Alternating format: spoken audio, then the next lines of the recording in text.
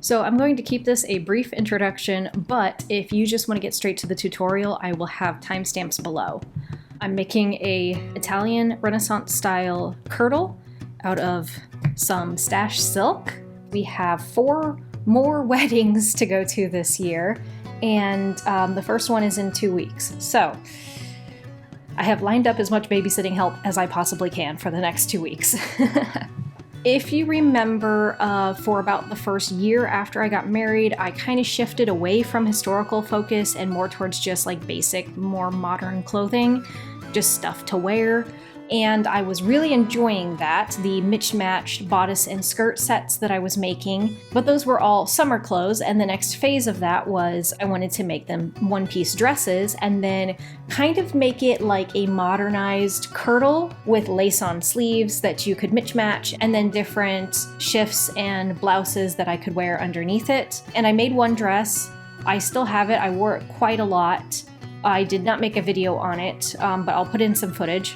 And that dress, I did add size adjustability into the back, and as a result, it's one of the only things that I made pre-pregnancy that I can actually still wear. So the next phase beyond that is I was like, well, this is fun, but I kind of want to make an actual kirtle with like the stiffened conical bodice shape. I was having a hard time getting bras to fit at that point, and it just seemed really comfortable. So I drafted my own kirtle pattern. I began making it out of like a salmon linen, and I was rushing to try and finish it by Easter. And then the day before Easter was a Saturday, and I was like, all right, I'm going to work all Saturday. I'm going to crank this out and get it done.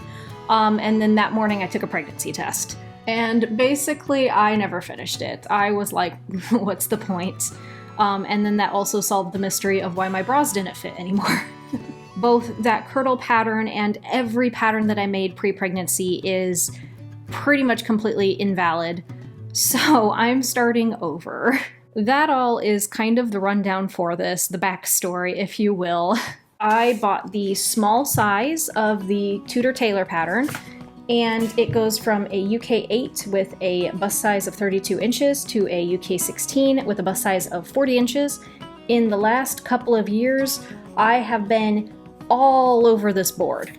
So I just don't want to draft patterns right now. I like kirtles. I want to make more kirtles in the future, and I don't want to have to start over every single time I do. So this pattern was fairly expensive, both the pattern itself and the shipping from UK, but I think it was worth it because of the fact that it has the full range of sizes that I could possibly need, and it's just a very inclusive, complete pattern. It has lots of different variations and options. A lot of people reference the Everyday Tudor book. That book is very expensive, and I'm not in a phase of life where I feel like I need all of that research and detail right now. I just want to make a dress. So, pattern.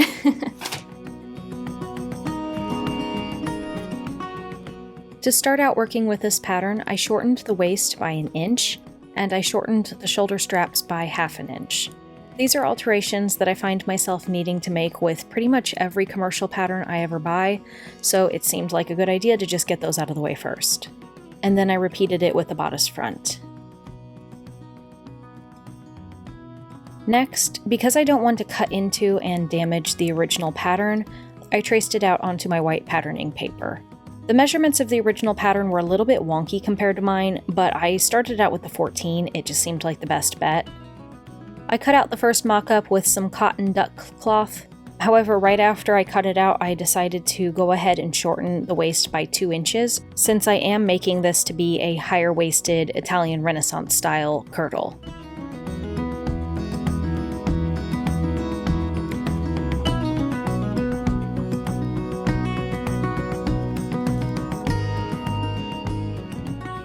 Okay, so yesterday I finished the mock-up and last night I tried it on.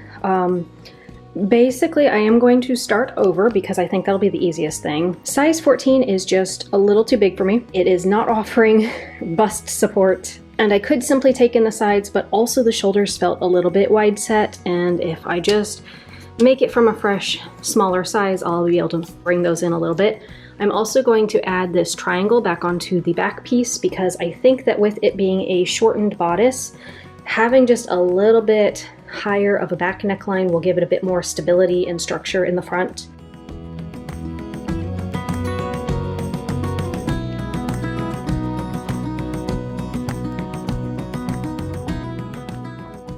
Okay, whew, got it on. Zippers are so not ideal for this. Alright, as far as the fit of this one goes, I did already have to do a small alteration and take out a ½ inch total from each side. So an inch total from, or not take out, add back in. It didn't quite zip up. The ½ inch that I removed from each strap, I need to add back in. They feel too tight. The other issue is I know that the strap is supposed to kind of curve in, but then it has this looseness in the armpit. I don't know if other people have encountered that problem because I know that that's how the pattern is supposed to look, but I don't know if this is how the result is supposed to look. I don't know. We're making it up as we go. So for the back piece, I added a ½ inch seam allowance because it's too hard for me to remember to keep adding it back in the right spots. I added back in the ½ inch I had taken out from the strap, seam allowance. On the front piece, same, I added a ¼ inch to the side. I added back out the ½ inch. I also pinched out a corner and angled the strap completely out instead of in, which I don't know if that's a mistake, but it just looks weird and wrong on me, so I'm going to do a third mock-up. And then I angled out the bust a little bit. The front was too long. It was just sitting very awkwardly on my stomach. Yeah, I shortened this by about 1.5 inches.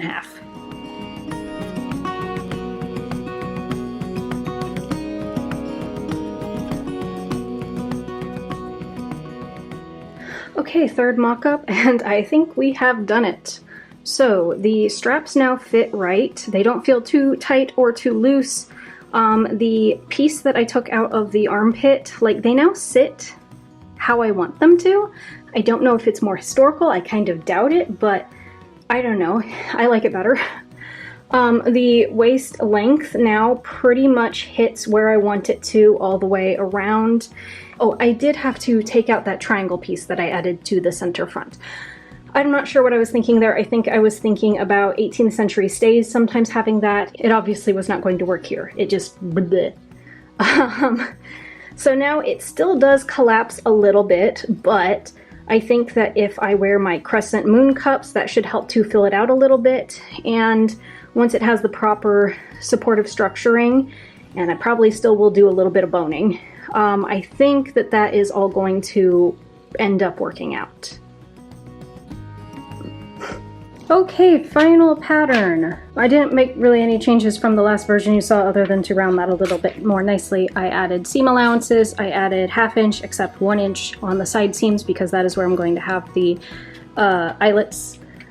Same thing over here. I did change the neckline a little bit. I got rid of the original kind of more triangular shape just because I'm gonna have lace on sleeves and I want the top of the shoulder to be very secure. I don't want there to be any possibility of it slipping off my shoulder from the weight of the sleeve dragging it down. So yeah, just raising this seemed like a little bit of a better move. And then this is for the structure layer. I cut that from the previous pattern piece, so here we go.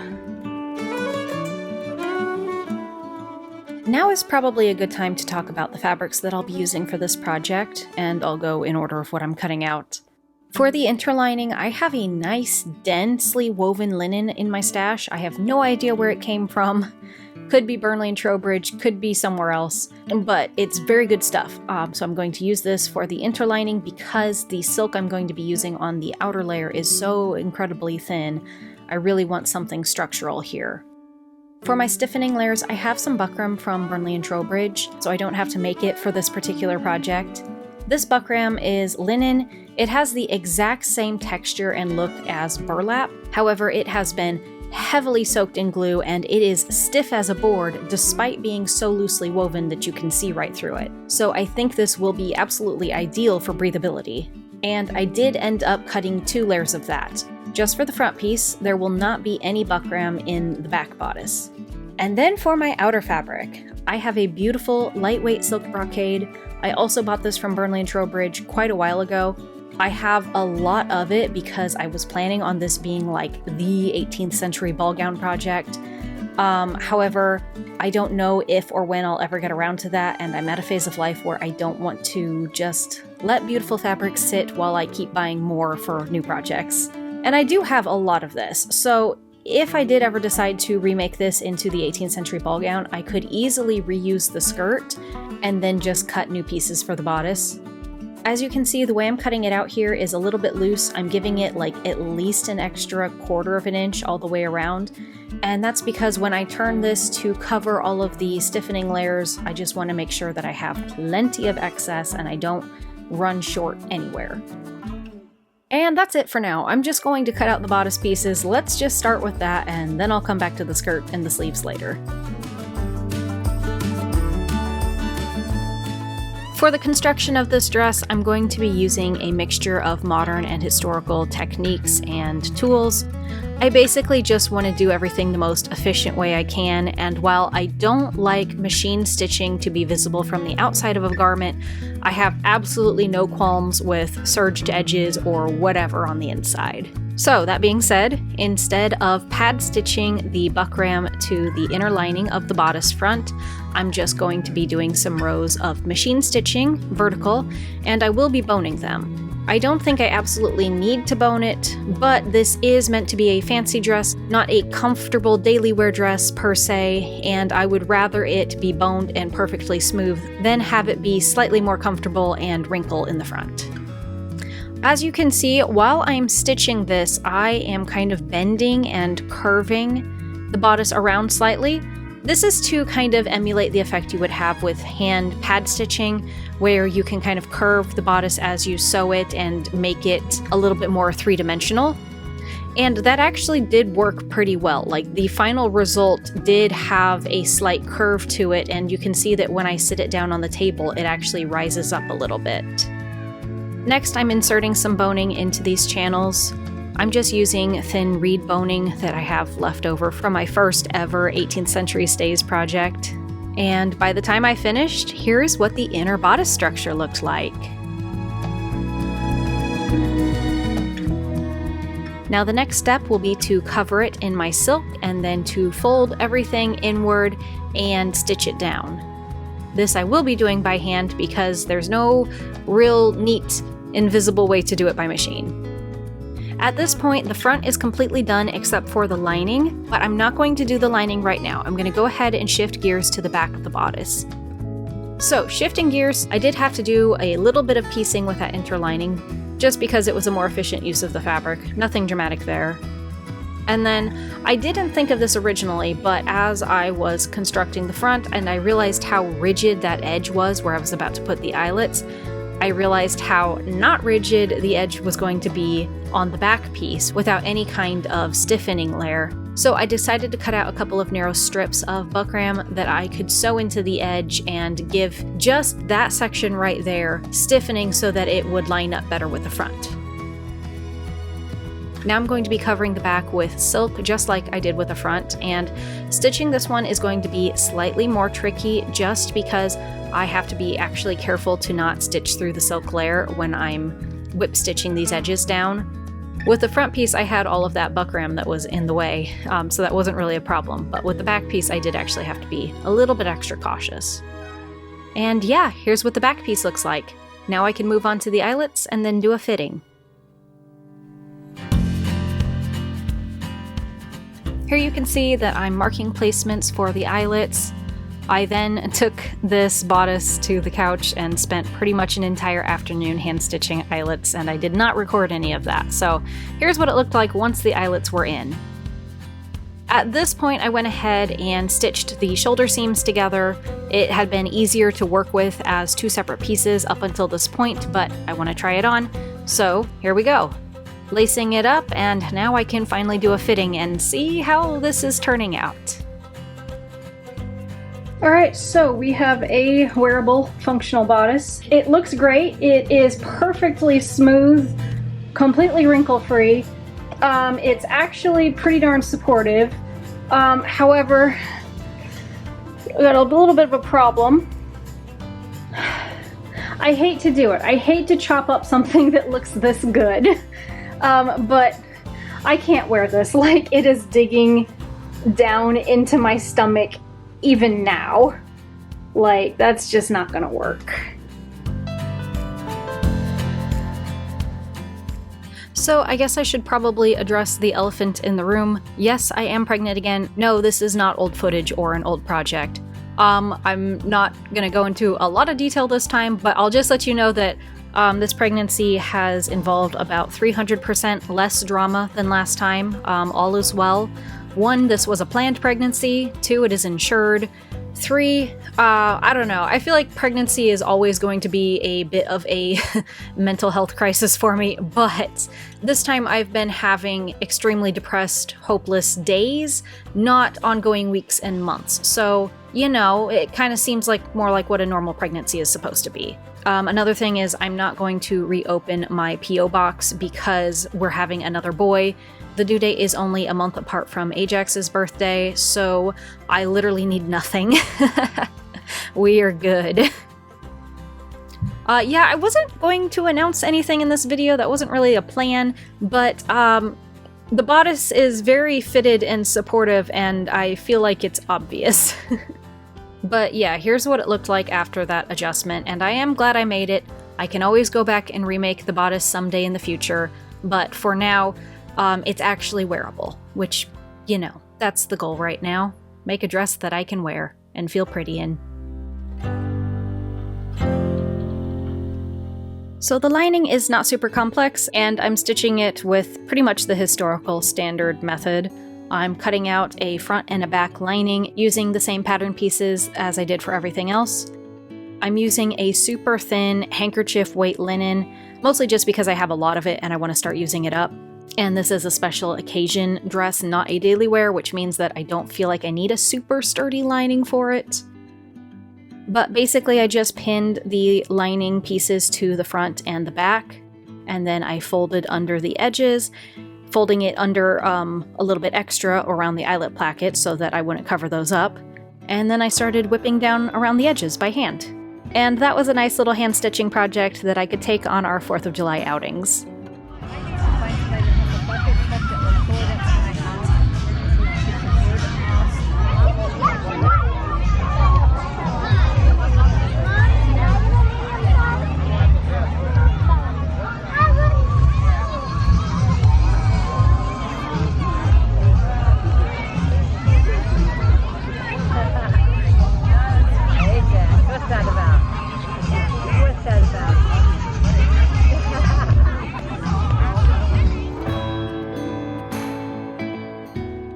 Okay, with the bodice pretty much completely done and out of the way, I can move on to the next big phase of this project, which is the skirt.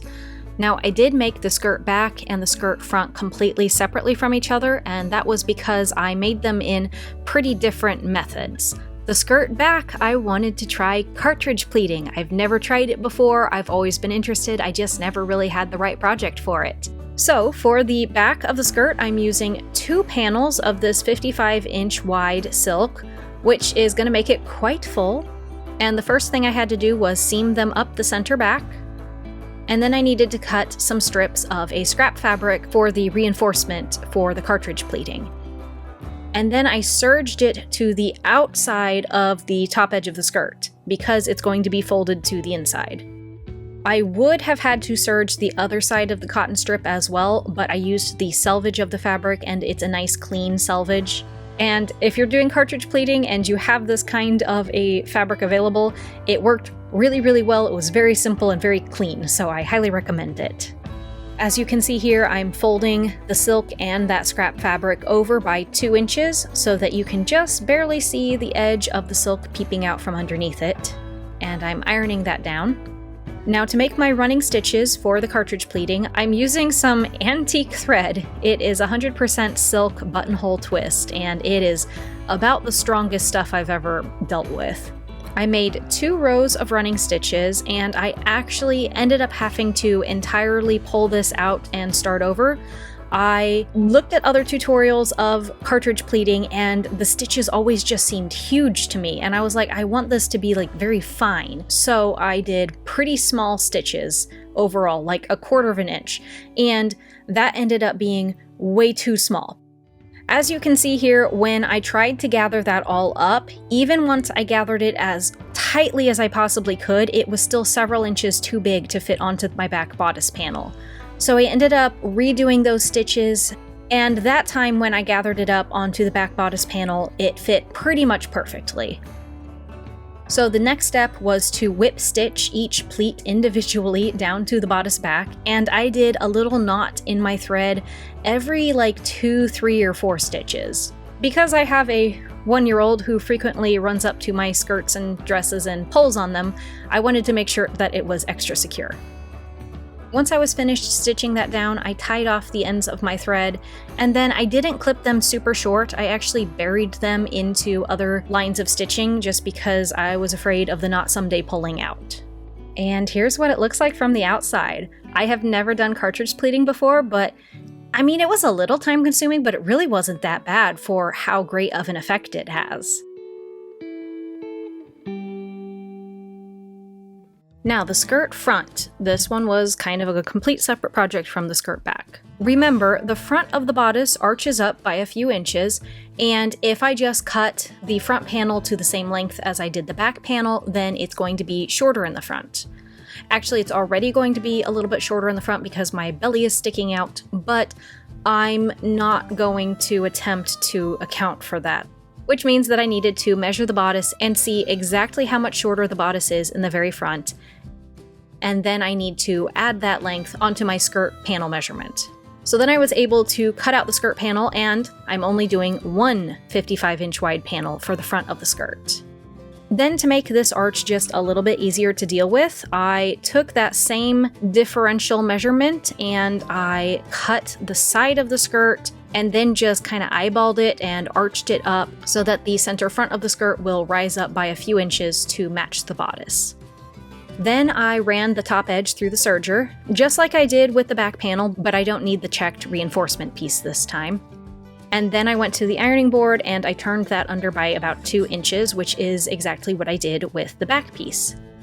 Now I'm going to be doing something a little bit off the books. This is not a historical method that I've ever seen, though it could have existed, but one of the historical details about these style of dresses is that they usually lace up and then there is no placket or closure for the skirt. It's just a slit. Now usually this would be covered by aprons, and that's okay, but this is a fancy dress and I won't be wearing an apron with it. Also, I sometimes wear historically accurate shifts, and sometimes I wear a modern white shirt, and those aren't always long enough to cover the way that a shift would.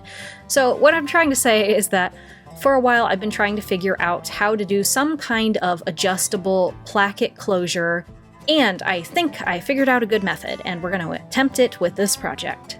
To start out, I cut 2 rectangles that were, I believe, 9 inches wide by 10 inches long. Then I folded those in half and I stitched the top and the bottom edge, and then turned them right side out to come up with this nice little folded pocket piece. And I finished it off by serging the opening shut. Then I took each one of these plackets, and that's what they are, they're plackets. I just made them like 4.5 inches wide instead of like the normal 1 to 2 inches because of, being pregnant, and I really want this placket to be able to cover the gap no matter how much I have to adjust it. I lined it up with the top edge of the skirt side and pinned it in place, and then I stitched it. The next step was to pleat the top edge of the skirt, and I didn't do anything particularly fancy here. They're just a series of box pleats that are all about 1 inch wide. Then I began to whip stitch those pleats down just to secure them, and then I lined them up with the front of the bodice, pinned them in position, and then spent a nice evening watching TV and securing them with whip stitches that I periodically knotted for a little bit of extra strength. And that is the skirt front. Now that the dress is all in one piece, I'm done with most of the tedious work, and all I have left are a ton of fun finishing details. So first of all, I could finally stitch the skirt front and skirt back side seams together. And I'm stitching this up to a point that is exactly an inch higher than the base of my placket. Next, I can start working on the hem. Now this is the last tedious thing because I do want to hand stitch it. So I hand stitched it with just a little whipped hemming stitch. And you know, that was a good few hours, but not too bad. Next, I cut 2 strips of cotton tape at about 18 inches long, and I stitched them to the top corner of that placket. The idea is that these plackets are going to tie together behind my back underneath the dress, and that will keep them secured, but it will also make them very size adjustable. The next thing is just a little bit of fray check at the ends of these ties and at the ends of my lacing cords because currently they're just secured with tape, which is not going to work for very long. For the next little finishing detail, I had folded down the edges of the skirt opening as I was stitching the pleats in. However, it was still loose, so all I did is folded that down nice and crisply on either side of the opening and then just use a running stitch to secure it. And here's what that opening looks like when it's completely finished. Another little finishing detail is I need to add a single eyelet to the top of each bodice strap. I also decided to do some buttonhole stitches at the front corners of the bodice to secure and reinforce them. I definitely could have done this a little bit neater. My stitches were a little bit messy and uneven, both in length and thickness, but oh well, the job is done. Then on the inside, I secured 4 very small tapes. These are to hold the crescent moon cups in position. I did a video about the crescent moon cups years ago. I highly recommend them. They are a complete game changer if you've never used them before, particularly if you're trying to do conical 18th century or earlier silhouettes and you have a larger bust at all. Like, they completely make the difference between how supportive it's going to be and how comfortable it's going to be and how loosely you can lace it and still get the right shape. And yeah, that's pretty much it as far as finishing details. The dress itself is done. I still have to do the sleeves, but I have a finished garment in time to wear to the first wedding.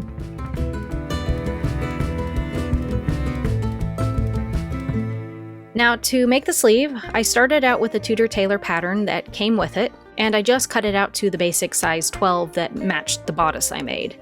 I didn't get any footage of trying it on for the first time, but basically it was a very loose, comfortable sleeve. Like if I was just making a casual dress, that would have been a perfectly adequate sleeve.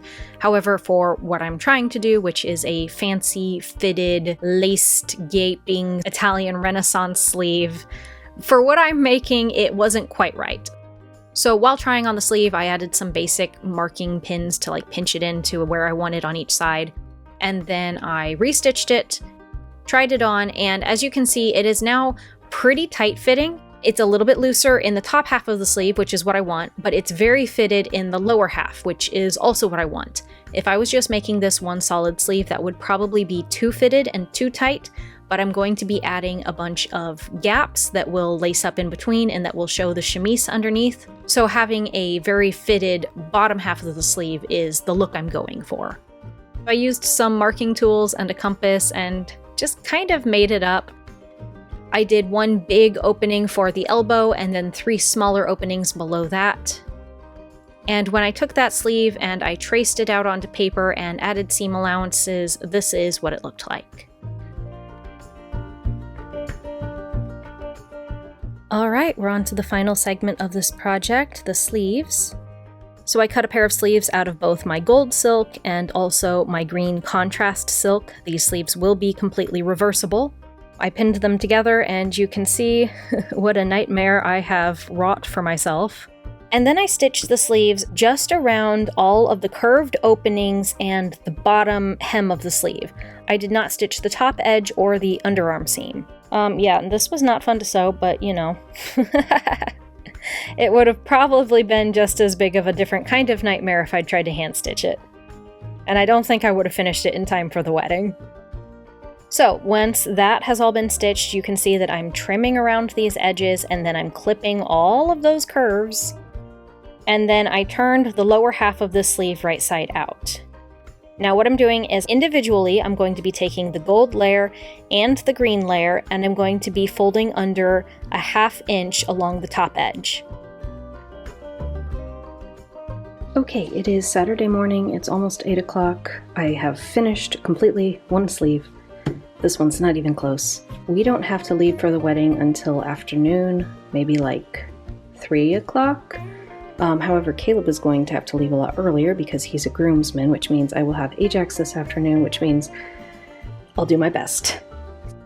Now picking up on the second sleeve where I left off filming the first sleeve, I'm now opening the sleeve so that the lower half of it is all just tucked to the inside, and the edges of that short seam are lined up, going from the gold to the green layer smoothly. I stitched that seam on the machine, and then I went back to the ironing board and I ironed it open, and then you can see that I turned the gold layer up over the green layer, and now I have one whole sleeve with all of the edges turned to the inside. Now the upper edges are ironed under, but they're still hanging loose, so all I need to do is line up those two edges and pin them together, and then I'm going to whip stitch around those edges to secure them. Then, just for effect, and because I hate myself, I decided to go ahead and whip stitch around all of those rounded openings because I just felt like it didn't match the top. I don't know, man. It was a questionable decision, but I did get it done in time. And then after that, all you really missed is all of the eyelets that I had to sew.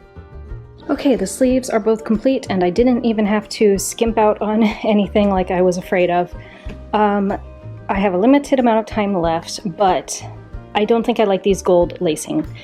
Maybe for a different event that would be fine, so I'll definitely keep them, but for this particular wedding that I'm going to wear it to, I want something a little bit more subtle and less metallic, so I'm going to use the same brown cotton shoelace cord as I used to lace up the sides of the dress.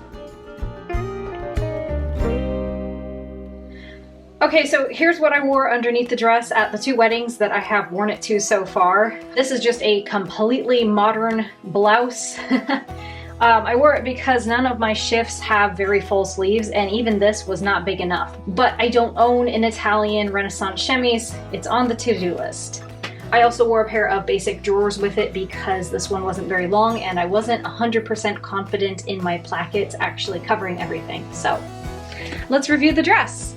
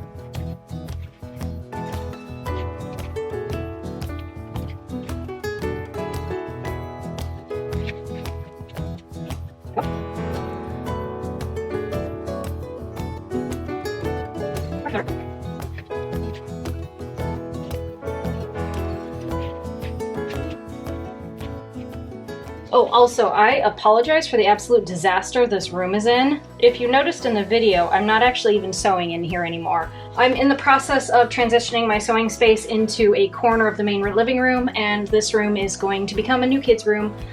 More on that later. But yes. Okay, here we go.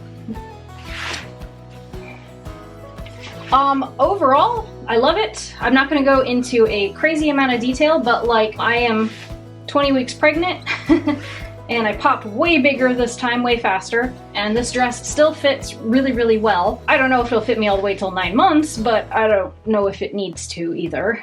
As far as the stiffening of the bodice, the structure goes, it's perfect. It does everything I need it to do. There is no way this is gonna cave in on me. It's actually a little bit much, and I would be curious to make this exact same pattern again in a more casual woolen fabric and see how much I could remove from the structuring and still have a supportive bodice, even if it doesn't look quite as good. So yeah, that's great. The other big thing I tried was the plackets, this whole placket method, which ties behind my back. Yes, also perfect. It works great. Like I never noticed it gaping. I never felt insecure. Yeah, these plackets are great. And the best thing about that is that, you know, I like to wear a combination of modern and historical things. And with this placket method, I could use it at the sides like this, or I thought of how I could use it for the front of the bodice, which is I would just do one placket and then have a string like at the side of the bodice and then tie them together to keep the gap covered in the very center. I love the plackets. I like the structuring.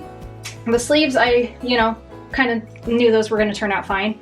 The back pleating is beautiful, and the back of the bodice, even though it's not structured, it's like perfectly smooth and wrinkle-free, and you know I love that.